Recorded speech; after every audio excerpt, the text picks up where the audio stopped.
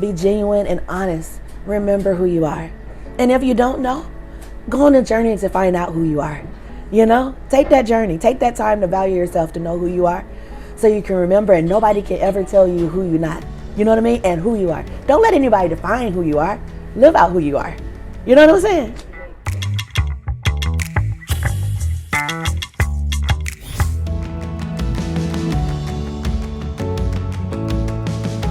Latonya, here we are again. Yes. It has been a year. It's been about a year since the last time we talked. And I'm constantly amazed. I shouldn't say constantly, but I was really surprised when I came here and saw this place packed. Yes. You know what I mean? You keep it going, right? The friend that I did, Rick, what's Rick's last name? Oh. I'm so bad. I am too, David. Oh, well, yeah. Rick, that's okay, you can't anytime. But when Rick came, and I did the interview with him, he came here and he said, listen, I have to stop by the Soul House, but I don't know exactly where it's at. I said, I'll take you there. It's a soul food house. So we came over here. He came back with, it looked like everything you had in it. And I said, what are you going to do with all that food? He said, I'm going to feed my community out there in Fusa. And he said, every time he comes this way, that's what he does. He makes sure he gets enough for everyone because they love it. Yes, he gets bags and bags of food, and then he comes and he sends in the list, and he's just like, I want to make sure I can take it back to the people. And my first time eating here was last time I came. I came here with Preston, and I had the catfish over grits. Yes. Latonya, I'm telling you the truth. It was light. It was delicious. I didn't feel full afterwards. I felt just right. It was good. Thank you. Do you make that yourself? We do. I remember the first time we actually made it. Like so many people enjoyed the fried catfish and grits, and I wanted to do something a little bit different. And we still have the fried catfish and grits, but I wanted a little bit lighter because everyone doesn't like fried food. So as a result, we started playing around, and I love greens. So just to put a little bit together, and it just came out to be a really good combination. And my husband and I, we sampled it first, and usually we let everybody else sample. Right. But we finished it in like 2 minutes. In 2 minutes? Just my nobody husband. Nobody got a chance. We had to make another one for them. Had to make another one. I know you're working on a whole lot of different projects. What are some of the things you're doing right now? Well, right now, as I probably told you before, we started a foundation called Legacy Foundation Japan. And probably when you come in, you saw what we were doing. Actually, we started working with an organization called YouMeWe, which helps support aged out orphans, and also with Second Harvest. And together, we've come together to do a food co-op. And so we're looking at more ways to be able to reach people who may need food. COVID has really put hurt some families, and people have lost jobs. So, and my husband and I, we know what it's like to be homeless. We know what it's like not to have food. You know that. No, wait. You and your husband. What do you mean? Before David and I moved to Japan, we were homeless. We lost everything. Well, okay, so you can tell me a little bit about that story. But I was going to ask this one question. When is an orphan aged out? Right at 18 years old. 18 years old, they can no longer be in the orphanage? Yes. And what do they do with them? There are different organizations that help, but the government usually gives them a stipend or help them get set up with a job to be able to live. But a lot of times they are being supported by the government that they are not sure how to live on their own. YouMeWe is one of those organizations that help support them with education and learn how to live and how to survive. Thank you very much. So as a result, cheers. Cheers. Oh, okay. Oh yeah. Now we're talking. That's what I'm talking about. That was good right there. David's a mixologist, and he puts together some drinks that will knock your socks off. Now, I'm driving by taxi today. I'm in a taxi today, so don't worry. Go on, so tell me. But YouMeWe helps support and for aged out orphans to be able to live on their own. And so one of the things that we're going to do through the foundation is to help them with food support, We'll help them. I'll do some cooking classes. I'm looking at different organizations or companies to be able to help donate pots and pans so that we can teach them how to live on their own. It's very scary to be an orphan and then to leave and then not know what to do. It's scary not to know how to live on your own. Okay, wait, no. So now tell me, get back to you and David. What happened? So for David and I, when we decided to live in Japan, we literally started closing out our life. But then there were some situations that happened that we ended up losing a lot. And as a result, we stayed in our car for a while. What years were these? This was 2004, 2005. Yeah.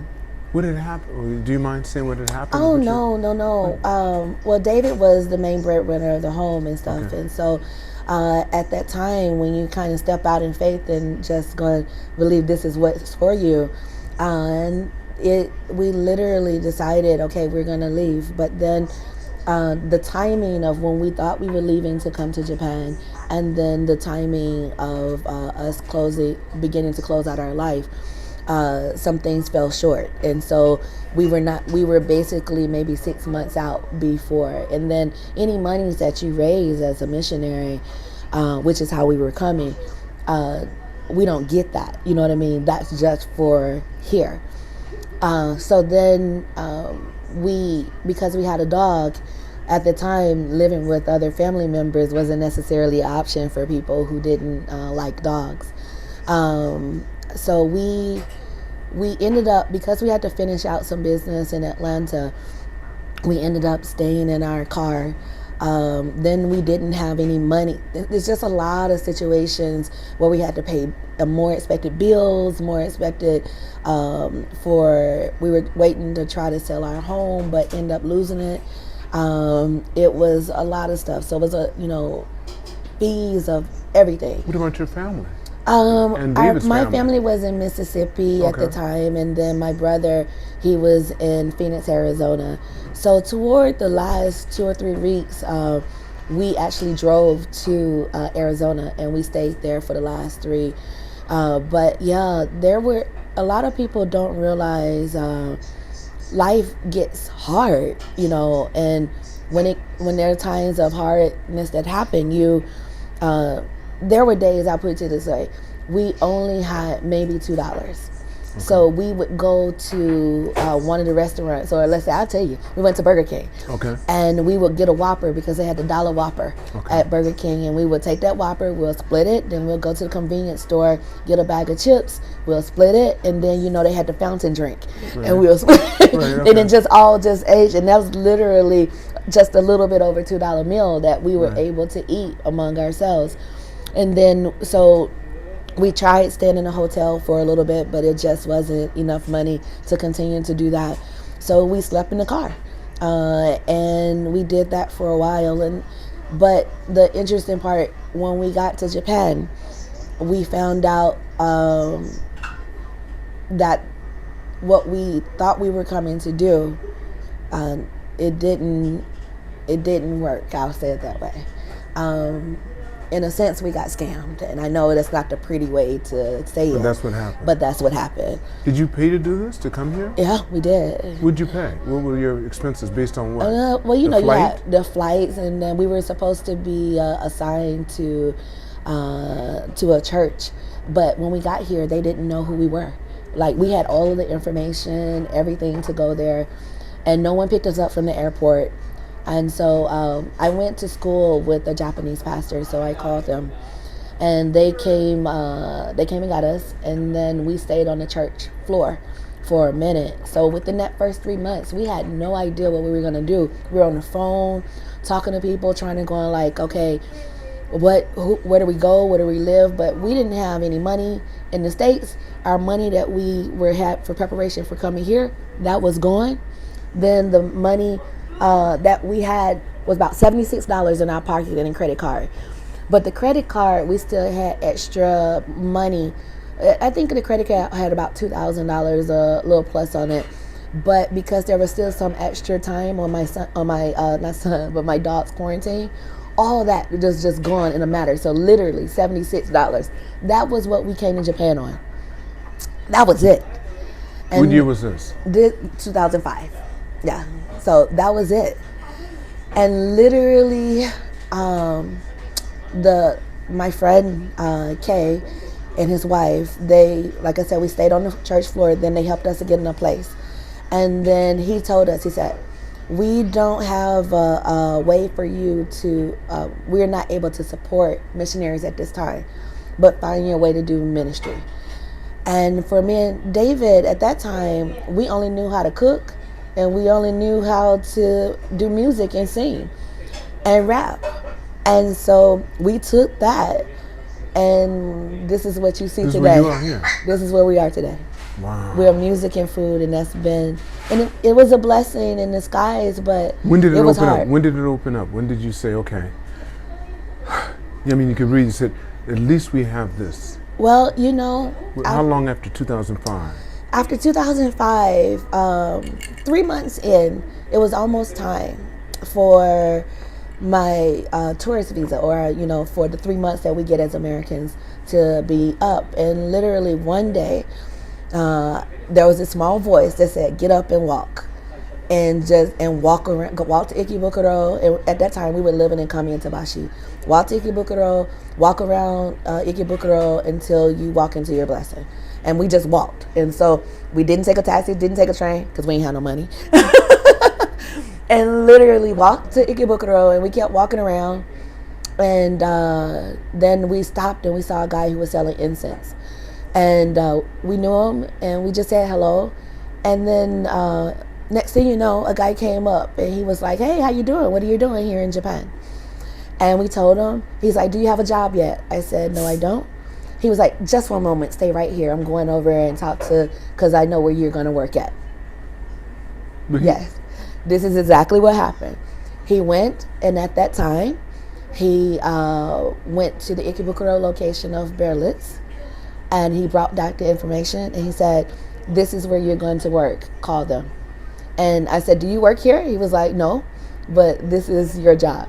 I believe this is your job. I called Berlitz, set up for an interview, and they they invited me in for that interview. They asked me, why did I choose their company? And I told them the exact story, and they hired me, and I worked there for 8 years. 8 years? Yes. What did David do? David did volunteer work at the church. Okay. And then he was on a dependent visa at the time. Okay. And he would do the work at the church. We set up an English school there. And then he also had private students that he would teach, you know. Right. So Berlitz sponsored you. Yes. And he was your dependent since he's married to you. Yes. But the very first year, followed that, my friends asked us to do a Thanksgiving party. And we did that Thanksgiving party. And then 10 years later, were Thanksgiving parties. You know, it was more of not about money. It's not coming. It's really just saying we're so grateful that we was able to stay. Right. So, then back to why did you want to come to Japan and stay in Japan? We came and we brought about 25 kids to Japan and did a trip. Okay. Yes. That's prior to you That's coming. prior to. And that's what got your interest. Yes. That's what got us interested. And but you know, it was only supposed to. You know how that story starts. We only here for 2 years. Right. And then. But even then, even when you came in 2005, you thought we're going to do this for 2 years. Then we're going to make enough money, go back, and live our lives back in the States. Exactly. Because I was a chaplain, and I was worked for back in the States. Yes, back in the States. So literally, it was a dream job for me because I've always worked in a hospital setting, and to be able to do counseling. I worked in a cardiac hospital, so I was the one that went into surgery and could communicate with the families. Right. And I, you know, to be able to, I help people die. And I saw the beauty and the sadness and the love and the joy. No, I won't do it now on the podcast because I'm curious. I've read a book on death and dying. Mm-mm. Because that's the topic a lot of people want to just avoid because they know we're all going to have to experience one time or another. Yes. And I have someone close to me that watched their dog, watched her 2 dogs die. and that experience and the feeling. I missed my father dying by just a little bit, but I was with him. But I wasn't present when he died. Yes. We'll talk about that off camera. Yeah. But, you know, I experienced some beautiful deaths. I remember one that I will never forget was an older lady. She was surrounded by her family. And she was a Christian. And she wanted me to pray with her. And her family, they sung her favorite hymn. And then I said the Lord's Prayer. And right when I said amen is when she took her last breath. She expelled her last breath? Yes. And it was, and to me, man, like... The movie, this is theatrical. I mean, this is... Yes. She went... And that was it. Yes. I will never forget that. How old was she? Just out of curiosity. She was like 98 years old. 98? Yes. Yeah. She was ready too. Yeah, she was ready. And she was lucid? I mean, before she... Yes.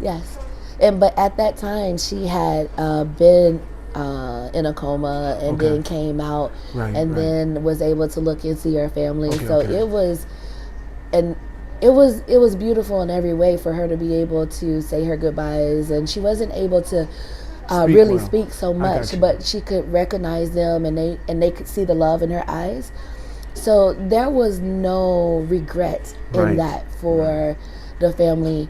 And then it helps you to believe that there is something beautiful on the other side. You know what I mean? Because I will never, ever forget that experience. And I was blessed to be able to have such experiences working that job. Yeah. And when you work in a cardiac hospital, it's, another experience was not death, but it was one guy and he was getting ready to go into surgery and had to have one of his limbs amputated. And when I walked in, they said, could you come and sing him a song?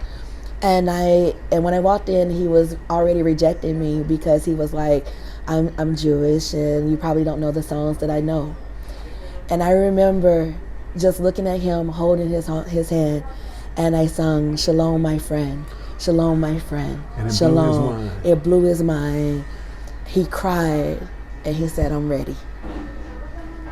And I learned that song at a children's youth camp. You know what I mean? And so you just never know. You never know. So that's why I say value every experience, because you never know what you're picking up and what you're learning and how it's going to bless or be able to be a part of someone else's life. That's why I say don't prejudge. Exactly. Don't be prejudiced. Exactly. Don't prejudge something before you know anything about it. Yes. And that's one of the reasons I'm so grateful to my mom for her saying to value people as people, not for what they have or what they do, but for who they are. Because if you do that, then you don't have any presuppositions about, their race or their backgrounds or anything, because you're just looking at them. And that's how I see every person that come in here, so it's not like, oh my goodness, you have this, so let me treat you better, or you're here, let me treat, or you don't have this, so, because everybody is a person. So it's, remember who you are and love them for who they are and where they're at. Because if you knew me back in the day, then you would say, oh, I wouldn't deal with you. Oh, you don't want to know that story yet. People see me for what I have now. That's for everyone. That's for everyone. Necessarily they don't know what you've been through. People judge you on where they think what you've accomplished, and they think that becomes you. That has nothing. Exactly. That's a result of being you. Exactly. Every part of my story contributes to who I am today. So I don't negate or try to hide from who I am or what I've gone through. Oh, you've been, you're right. Yeah, because it contributes. That's I right. wouldn't be who I am without those stories or without that journey. Preach to me. Yeah, so that's why I tell people, it's one of the reasons that I have started the foundation, because I want to go on that journey to remember who we are and remember that, the African American's journey is not always a pretty story. That's true. But life is not a pretty story. But beginning to embrace who we are, right, and say, yeah, that happened. This is a part of us. We may not have liked this thing, but look at all of the beautiful things that have come out of who we are as a people. Come on now. Then if you start looking at the whole picture and appreciating the journey, then you can appreciate who you are as a culture, as a people. So yeah, that's me. That's right. That's right. That's right. Yeah. Wow. So that's what my journey in life has taught me. So you have legacy. Yes. You're feeding yes. the aged out orphans. Yes. Yeah, and that, and you know, and of course, even with that, just going back to that just a little bit, with the aged out orphans, that's where it started. But to be able to feed as many people as we can, you know, because I said, you don't know someone's story just because you look at them and where you think they are. During COVID, if David and I didn't have Soul Food House, there would have been days that we didn't have food to eat. Wow. Because we wanted to make sure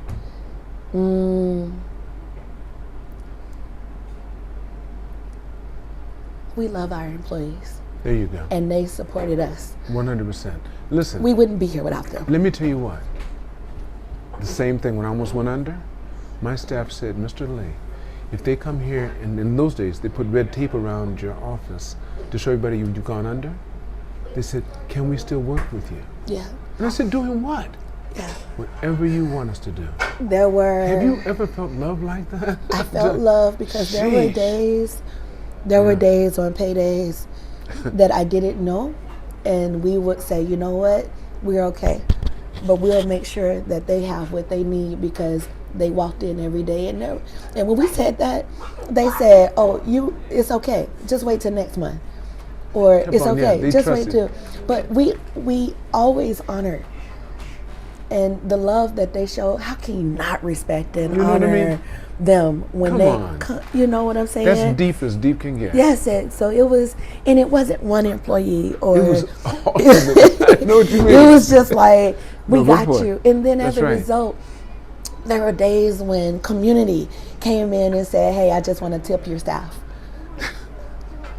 There were days that said, oh, we want to prepay for meals because we want to make sure, you know what I'm saying? Isn't that something? So that's how it's supposed to be. That's how it's supposed to be. Come on now. That's called community. That's called community. That's called, you know, and when you live in that, and let me tell you what I used to do. Latonya, I used to tell people this when they came to Japan. I'd say, after you've been here for a year, and you go back to wherever you came from on this planet, you're going to experience culture shock. Because you're going to learn what you learned to put up with. Yeah. Because here it's so civil. If you are. They're so giving. If you are. Yeah. Yes. If you're real, I can't think of they could say this isn't the real world. No. Where I came from isn't real. That is, I mean, I have to get a DVD to watch what happens there because burning, that's chaotic. I can't live like that. Here, this is real to me. If I told the story like I told, you know, I relived a memory on Wednesday because the people who, when our doors were about to close and we didn't know where it was going to come from, and then one of them came and said, we just want to make sure you stay here. Now, you know something, Latonya? I always say this all the time. You won't find out who you are until it's inside and the closest people to you. Mm-hmm. If they don't come to you, you haven't been doing what you need to be doing. Exactly. The closest people to you. Yes. Wow. But when I look at, see, we don't see ourselves the way people see us here. You know, people say, oh, you're famous, this. We just trying to feed people, you know? Right, okay. We don't see ourselves the way people now, when you say people, us. What do you mean? Japanese people? Just foreigners? You know, a lot of people have said, oh, you're famous. Oh, you got the restaurant. Oh, you have this. And we're just like, just never really thought about that because it's every day you're living now because you know how quick it can go. You know what I mean? And you can spend all your life doing something. It takes that long for it to disappear. So and that's why you. Yes. Give thanks every single day.